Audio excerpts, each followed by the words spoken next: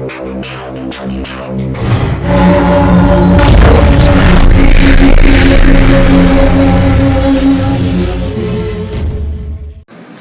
हमने बात कर ली है।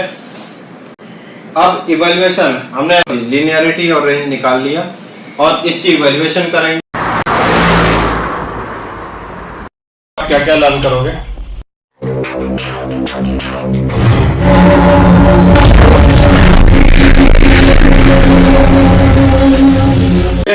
इसकी इवैल्यूएशन में हमें जो चीजें चाहिए होंगी, पहला है graphical presentation of response as a function of analyte concentration, it should be linear, जो हमने बात की थी।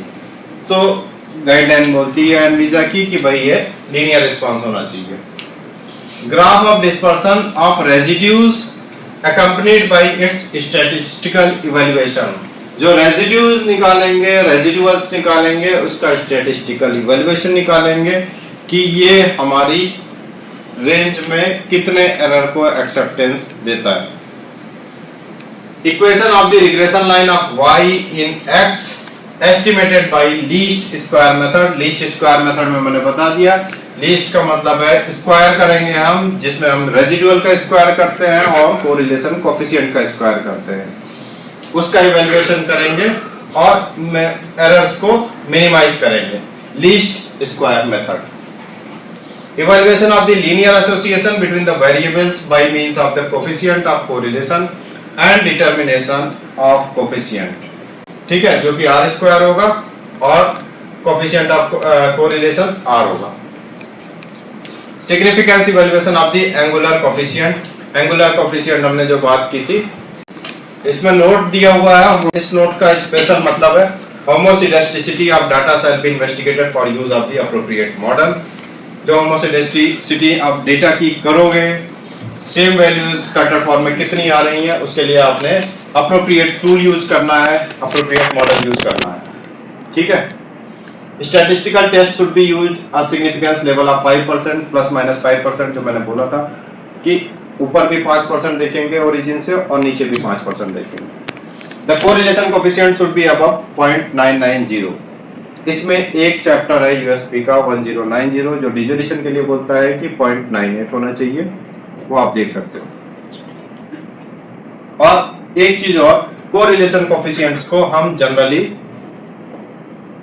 राउंड ऑफ नहीं करते हैं। जो वैल्यू आती है 3 डिजिट तक, अगर यहाँ पे 0.990 दिया है तो 0.990 की जो भी वैल्यू आएगी उसको यूज करेंगे, राउंड ऑफ नहीं करना है। जनरली प्रैक्टिस यही है कि राउंड ऑफ नहीं करना है आपने। The angular coefficient shall be significantly different from 0। जो एंगुलर कोएफिशिएंट आप इवैल्यूएट करोगे वो 0 नहीं होना चाहिए, 0 से डिफरेंट होना चाहिए। ये आपका लिनियरिटी और रेंज की इवैल्यूएशन हो जाएगी। उस जो रेंज हमने बताई एस से सी यू डी, जो आर एस के केस में, उस रेंज के अंदर आपकी लिनियरिटी स्टैब्लिश हो जाएगी अगर आप इतनी चीजें स्टैब्लिश करके इवैल्यूएट कर लेते हो। अब जो लिनियरिटी स्टैब्लिश करने के लिए सॉल्यूशन बनाओगे, वो कैसे बनाओगे? मैंने बोला जी 5 कंसंट्रेशन 80 से 120% है, तो 80 बनाया, 90 बनाया, 100 बनाया, 110 बनाया, 120 बनाया, 5 कंसंट्रेशन लेवल हो गए। आपने यहाँ पे 5 कंसंट्रेशन लेवल के सॉल्यूशन बना लिए। Each concentration level should have triplicate preparation to use CRS with 3 different weighing and preparation accordingly.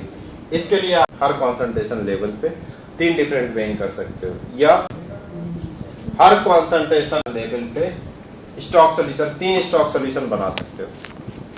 Ananda, can you explain?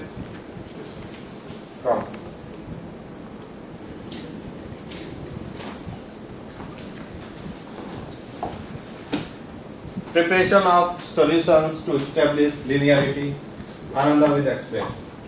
For ICH is saying to that for the linearity case of the preparation of the standard or the reference standard to standard you have to use.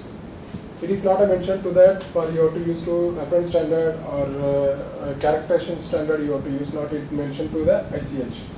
But ICH is saying only that you have to prepare the standard one stock. One stock you have to do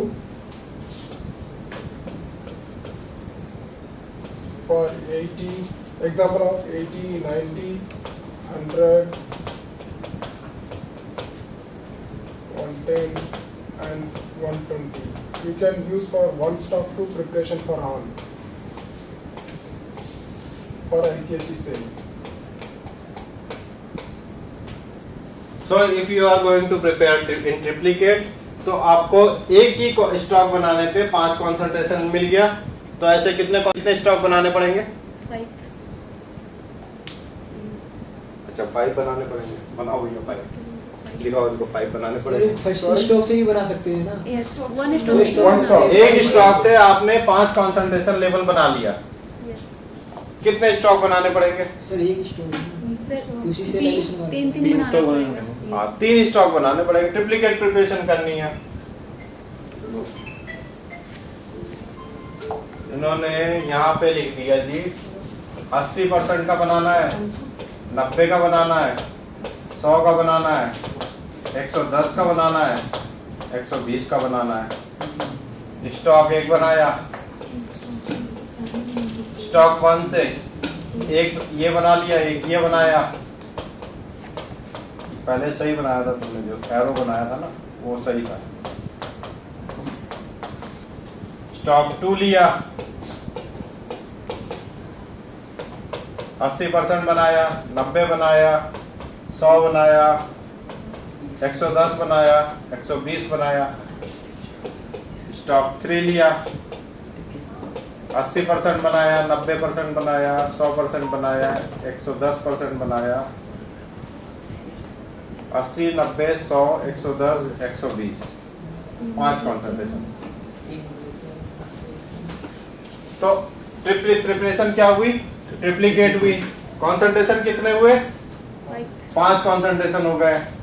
इस concentration का 3 solution आपके हाथ लग गया, इसका 3 लग गया, ये यहां से ले लो, इसका 3 लग गया, इसका 3 सॉल्यूशन आपके हाथ आ गया, और इसका 3 सॉल्यूशन आपके हाथ आ गया। ठीक है, 3 स्टॉक से 5 डिफरेंट कॉन्सेंट्रेशन आपने बना लिए, तो आपके लिनियरिटी सॉल्यूशंस प्रिपेयर हो गए। सर कंसंट्रेशन जब सेम है तो एक स्टॉक भी बना सकते हैं? ICH बोलता है एक ही स्टॉक से आप काम चला सकते हो, लेकिन एनवीसा बोलता है कि 3 स्टॉक यूज करना है आपको। या फिर 80% के ही आप, जैसे ये बोल रहे थे 80% कॉन्सेंट्रेशन पे आपने 3 वेइंग करी, 90% पे 3 वेइंग करी, तो इसमें रेफरेंस स्टैंडर्ड आपको बहुत ज्यादा यूज हो जाएगा। इसलिए आप 3 स्टॉक बना के इनसे 5 कॉन्सेंट्रेशन बना सकते हो। It is acceptable. क्लियर? ये आपका प्रिपरेशन ऑफ सॉल्यूशन हो गया। अब हम बात करेंगे होमोसेडेस्टिसिटी कैसे इवेलुएट करते हैं। स्टैटिस्टिकल अप्रोच, जो भी हम डाटा लिनियरिटी एस्टेब्लिश कर रहे हैं, लिनियरिटी और जो डाटा हमें जो डाटा मिला है उससे हम होमोसेडेस्टिसिटी कैसे निकालेंगे। ये कॉन्सेप्ट आपके माइंड में पूरी तरह क्लियर हो चुका है। अगर इस वीडियो से आपको कुछ भी नई लर्निंग मिली है तो इस वीडियो को लाइक, शेयर और सब्सक्राइब कर दीजिएगा, और ऐसे कम से कम 5 फार्मा प्रोफेशनल्स को जरूर शेयर कीजिए जिन्हें इस वीडियो की जरूरत है। तो मिलते हैं अपनी अगली वीडियो में। Till then, goodbye, thank you very much, जय हिंद।